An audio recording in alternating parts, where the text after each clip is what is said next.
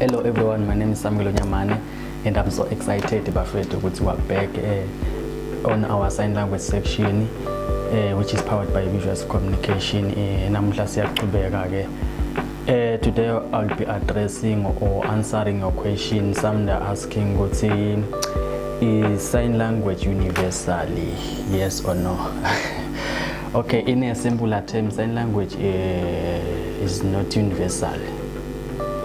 Yes, it's not universal. Like every country got its own language. Like here in Eswatini we got Eswatini sign language.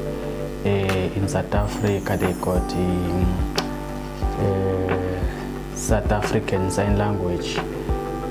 Also in America they got American sign language. Yeah. So each country in a language yakhona like le sebenzisa even nangala sign language. Sitawukhumbula ku recent lessons ukuthi like our previous lessons ukuthi besikhuluma about a sign name. Kuthi nasikhuluma ama sign names athi sibuka le physical appearance yakho noma le physical appearance yalento lesifuna kuyi demonstrator or yalento lesifuna kuyiniketa a sign name, then we come up with a sign name, you see. Lo munye kutatibuta ukuthi if mina nginda Eswatini sign language, is it possible for me ukuthi ngikhone communicate with someone maybe lo se America lo funza a sign language yase America noma lo ku deaf community lo senza sign language yase America?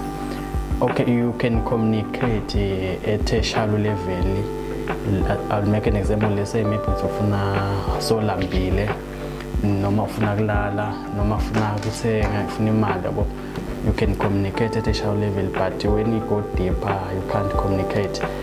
Kufana na here in Swatini because like let's say a sign language, kuna a sign language lesisebenzisa ukuthi nilele shallow lesisenza le uthi uphi babe uphi lo mfana lona, you see sisenza the sign language le symbol like le basic, but naso ufuna kuhlukanisa kubabe nemfana, you see there's a way we loyisebenzisa. Even nale America nakhona nase bakusimplify lento so tawuqala ulahleke, but when utawukhona communicate nabo at a shallow level, you see. Yeah, so a sign language ayifanani, is not universal. Every country in a sign language yayo lisebenzisako le batakhela yona sibata babuka leso simo lesikhona. I will make an example ne COVID-19 before bekuthi a COVID-19, so yasinayifika then batatisha lesithombe sayo lebhola then ngasinyala amanyevu yabo, then they come up with a sign. Every country yaqhamuka ne sign yayo letayisebenzisa to refer or to demonstrate le COVID-19, you see. So a sign language I see universally like every country is a sign language yayo le takhele yona.